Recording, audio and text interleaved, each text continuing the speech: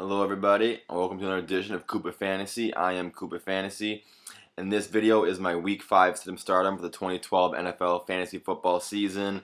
You can find all my videos here on my YouTube channel. Please like and subscribe, share it with your friends, that would be amazing. You can find my articles online at Koopafantasy.com, that's my blog, Koopa fantasy.com. And finally, you can find me on Twitter at @Blackie_Mike. Hit me up on Twitter anytime you want to ask me any questions, fantasy football related. I'm very active and love getting into arguments, conversations, debates, and all that kind of stuff.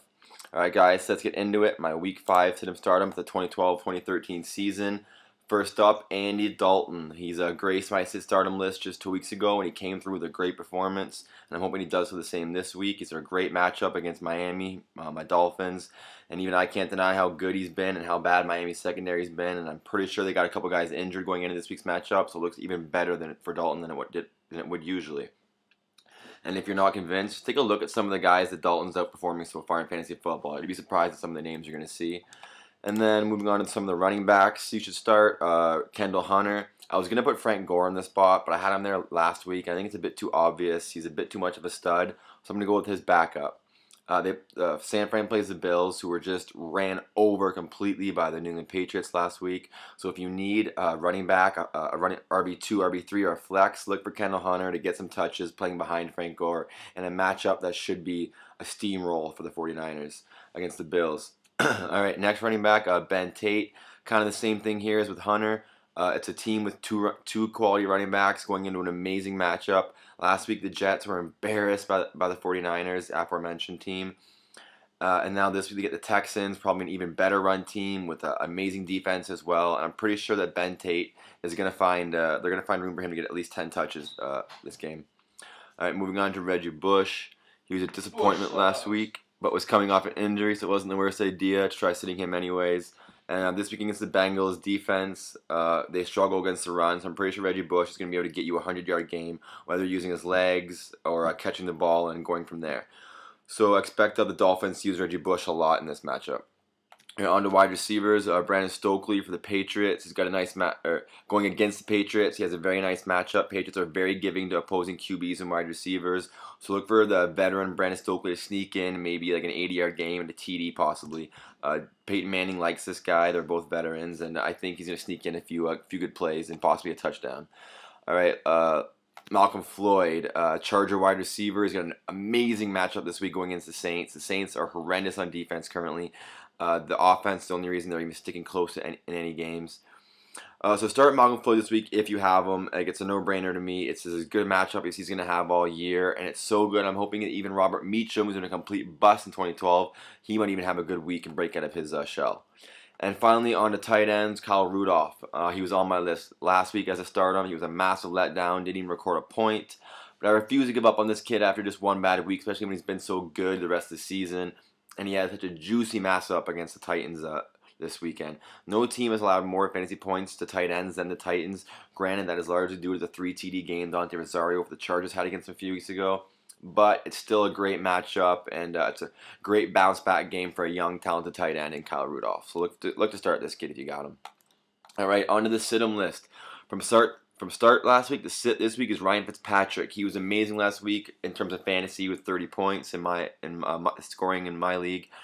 4 touchdowns, 4 interceptions. But the touchdowns easily outweigh, especially when you get 350 yards to go with it. But this week against the San Fran 49ers, who have been very rough against opposing QBs so far this year, I'm not expecting Ryan Fitzpatrick to cross 20 points. I'm expecting somewhere in the low teens. Running backs, BenJarvus Green-Ellis. The Dolphins are currently ranked number 1 against the run this year, so it's looking like it's going to be a tough matchup for BenJarvus Green-Ellis. If you got someone else, start this guy. It's going to be a big Andy Dalton day, not BenJarvus Green-Ellis for the Bengals. D'Angelo Williams, I'm not really a fan of starting Williams or Jonathan Stewart on any given week. That's way too much of a timeshare. Neither one of them seems to be supremely talented to carry the full workload, and they got a terrible matchup against the Seahawks, who've been one of the league's best defenses this year. So if you play D'Angelo or John Stewart in the regular, look for someone else this week. And finally, Fred Jackson.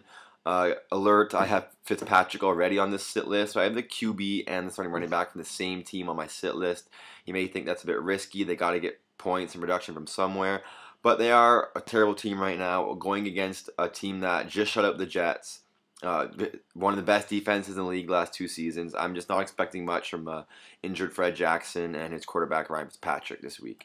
All right, moving on to wide receivers. Deshaun Jackson, like Vincent Jackson, has for a time been a player that's either very boom or bust for you. They either give you great performances or they should have give you dud games. And in 2012, Jackson has done this so far. He's had a 77-yard game, sit-worthy. 114-yard game, start-worthy. A 43-yard game, sit-worthy. And now he's coming off a 99-yard game with a TD, very start-worthy. So if you catch my drift, he's going into a sit week.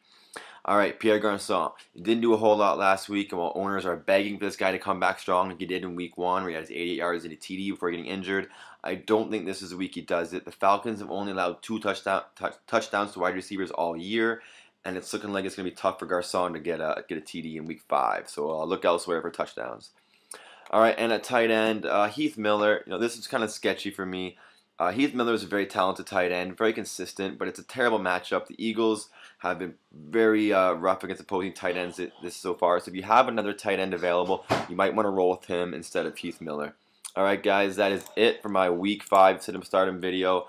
I hope this helps you out. These are just suggestions. If you want to do a bit more research, look into these guys. My word is not gold. I'm trying to take some time out of my day, help you guys make the right decision, help you guys get some wins. I'm helping you bragging rights over your friends. That's what it's all about. Maybe some money here and there. Alright guys, like I said before, I am Koopafantasy. Thank you for watching my video. Please like and subscribe. That would be so amazing. Go to my blog, rate, comment, get in conversation, and most importantly, hit me up on Twitter. I love Twitter followers. I love getting comments on Twitter, getting asked questions. I'm very active, and I will gladly give you my opinion on there. Alright guys, Koopafantasy signing out. Peace. Hello everybody. Welcome to another edition of Koopafantasy. I am of course Koopafantasy. This is my Week 5 sit 'em start recap video where I go over the players that I suggested you start in Week 5 and we see how I did. I'm aware I didn't do this video for Week 4, but my picks sucked anyways. They weren't that great. So here's to a much better Week 5 and hopefully a much better Week 6 as well. As always, guys, check out my blog, Koopafantasy.com, KOOPAfantasy.com. Follow me on Twitter, @Blackie_Mike, and like, subscribe to my videos. All that stuff always helps me out, guys. I really appreciate all of it. Alright, let's make this video quick and easy, and let's get right to it. Like I said, I actually did pretty decent in Week 5, similar to Week 3. Week 4 was definitely a rough week for me, but doing okay so far.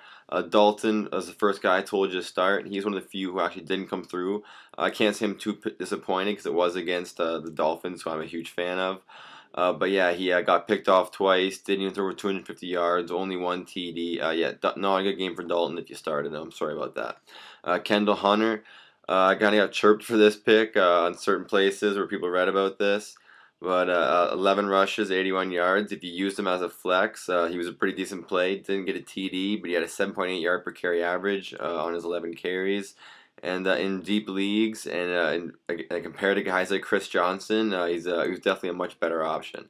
Ben Tate, unfortunately, did not play. He was questionable going into the game. I was really hoping he'd play because it was a beautiful matchup, but unfortunately he didn't play, so that was kind of a null pick right here. And then my last running back was Reggie Bush, 48 yards, 19 rushes, 24 yards receiving. Not the greatest yards per carry average, but he still totaled 72 total yards in the game, and because of his 2 catches, and then he also scored the TD. So Reggie's continuing to play well whenever he's on the field. So pretty much considering where most people drafted Reggie Bush, no one's mad about it, anything he's done so far. And then Malcolm Floyd, 5 catches for 108 yards. He came away with the most catches and receiving yards of any Charger, but it was his teammate Robert Meacham who burned his former team for 2 TDs. Probably should have seen that coming. But I did mention Meacham has a good start, so you can't really complain about double digits from Floyd and double digits from his teammate as well. And then Brandon Stokely wasn't really doing a whole lot throughout the game, but he did come away with 10 yards and a TD to scavenge some points. And he would have been more useful than having Andre Johnson in your lineup like I did. And then on to Kyle Rudolph, 4 catches, 23 yards and a TD. He came through for me and owners this week, unlike his dud effort in Week 4. Yeah, because kind of like Stokely, pretty quiet game, only 23 yards, but the TD gives him some value. So it's certainly looking better as a late round draft pick than guys like Antonio Gates, who I also have in I believe 2 leagues. And then on to the sit-em list guys. Ryan Fitzpatrick, as expected, the Bills struggled for pretty much the entire game. 49ers, they failed to score even a touchdown in a 45-3 blowout loss. Fitzy's still decent QB to have as a backup because he tends to go off in certain matchups. Now running back Ben Jarvis Green Ellis, he struggled to gain any yards against the Dolphins, and then he ended up having to kind of share carries a little bit towards the end or as the game went on, and Andy Dalton, despite his rough game, threw so much that he didn't really have the opportunities. And then D'Angelo Williams, I'm not a fan of having this guy over John Stewart, as I've said, and he came through for me in terms of being on my sit list because he only rushed for 6 yards on 6 carries and lost a fumble. So he probably had negative points if your league does that. Then Fred Jackson, yeah, he struggled in that game against 49ers as well as Fitzpatrick. Only had 9 rushes for 24 yards, 1 catch for 5 yards. I still think Fred Jackson's going to be a good RB going forward. He's very talented. And the Bills are going to need him to get something going if they want to salvage their season and stop getting embarrassed. And then Philly, Deshaun Jackson, he continued his trend of going with a good game, bad game, good game, bad game, good game, and now a bad game. So coming up in week 6, I haven't really looked into him as his start option, but it is. Oh, I think he is playing the Lions off the top of my head, so it's looking like a good week for Philly players against the Lions. And then Pierre Garçon, 3 catches, 24 yards. A lot of people were hoping that Garçon was gonna have a good fantasy outing in a high-scoring game against Atlanta, but coming off an injury and against the Falcons secondary that only had allowed 4 passing TDs going into week 5, was not the case. The good news is that RG3 seems to be fine after leaving the game with a head injury, and Garçon is still probably going to be a pretty valuable wide receiver going forward. And then at Pittsburgh, Heath Miller, 4 catches, 41 yards. Miller's been having an excellent start to the season, but I think they got 3 or 4 TDs already. But the road bump came in week 5 against the Eagles, who are always stingy to opposing tight ends, so no surprise there. The breakout pickup player is Josh Gordon. I got a bit of a write-up on him on the blog. There's an even bigger write-up on rotoass.com by another writer there if you want to go read that. Basically, with Josh Gordon, he's looking like it could be pretty extremely talented wide receiver. Greg Little drops many balls. Mohamed Massaquoi, I'm not really too excited about. He's a good route runner, but that's really about it. Doesn't scare anybody. So Josh Gordon could be the answer they need at wide receiver. And Brandon Weeden at quarterback's actually looking to be a bit better every single game he plays. So I might look into picking up Josh Gordon off the waiver wire if you're needing some wide receiver depth.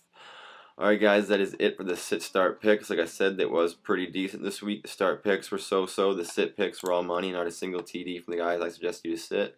So that was awesome. As I mentioned at the beginning of the video, like, subscribe to my videos, guys. Check me out. Check out my blog, Koopafantasy.com. Find me on Twitter. I answer every single question I can on there, provided you give me a couple hours to get back to you. I'm pretty much always checking my Twitter every few hours or so and always getting back to people. And that's all, guys. Hopefully I'll learn how to do these annotations. Take 5-10 minutes. I'm sure it's super easy. Learn how to do the annotations so I can stop having to say the same stuff at the beginning in any of all my videos, and I can just put links to my blog, links to my Twitter, all that kind of stuff right on the video. Alright guys, so hopefully that'll be coming soon. And my week 6 sit start list is up on my blog. Go check it out. The video will be uploaded as soon as this one's done. Alright guys, peace.